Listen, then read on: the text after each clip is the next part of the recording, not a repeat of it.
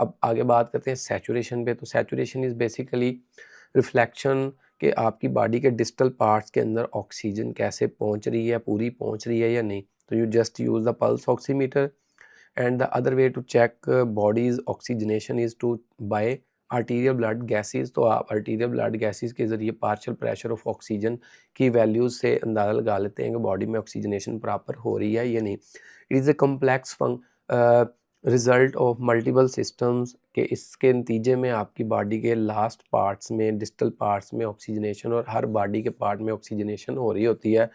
तो mostly aerobic हो रही होती है और उसमें आपके लंग्स, आपकी हीमोग्लोबिन, आपकी हार्ट रेट, आपका हार्ट, उसकी स्ट्रेंथ और आपकी वेसल्स, ये सब इन्वॉल्व हैं। Then at the end as a product you get a normal saturation. And what is the normal saturation?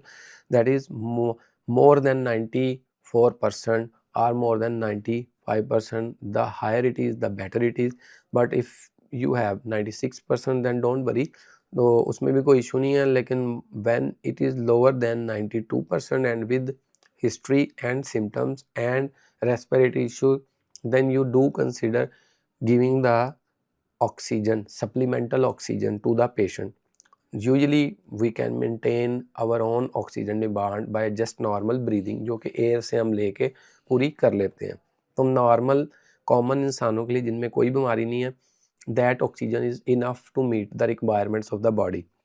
तो मेथड पल्स ऑक्सीमीटर से और एबीजी से कर सकते हैं। इसमें गलती क्या है कि अगर नेल पॉलिश लगी हो और पेशेंट शॉक में हो और हाथ बहुत ज़्यादा ठंडे हों तो ये वाला ऑपरेटर्स अक्सर गलत रिपोर्ट दिखाता है और चेक ही नहीं करता। पिटफॉल्स यही हैं कि इनमें से अगर हाथ बहुत ज़्यादा ठंडे हैं चेक नहीं करेगा, और इसी तरह नेल पॉलिश लगी है तो फिर भी ये चेक नहीं करेगा, बाज़ तो उसकी ख़राबी की वजह से भी वो चेक नहीं करता।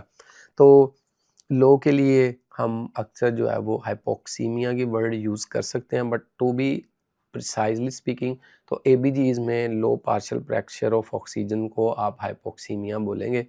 तो cyanosis can also appear when someone is having low saturation, but by pathological understanding cyanosis is more due to the buildup of uh, toxic materials and not due to low oxygen। यानी कि उसका जो cyanosis is the result of buildup of the deoxygenated haemoglobin rather than low oxygen level. तो ये complex debate है। बहरहाल अगर किसी 92% से नीचे सैचुरेशन है तो आप ऑक्सीजन अटैच करेंगे, पहले आप सिंपल मास्क लगाएंगे। अगर उससे भी नहीं हो रहा तो सबसे पहले नेज़ल कैनुला, फिर सिंपल मास्क और फिर लो ऑक्सीजन 2 लीटर, 3 लीटर, 5 लीटर। तो फिर आप आहिस्ता-आहिस्ता बढ़ाते जाएँगे, यहाँ तक बढ़ाएँगे कि आप जो हैं वो 92-94% से ऊपर चले जाएँ। इसमें भी आप वही स्टेप्स लेंगे। अगर इससे मेंटेन नहीं होती तो then you do consider the underlying etiology, you diurese the patient, you give hydrocortisone if the asthma is the underlying cause, and also magnesium sulfate। if still not successful, so फिर उसके बाद आप assisted ventilation या mechanical ventilation, इन चीज़ों पे भी आपको जाना पड़ सकता है।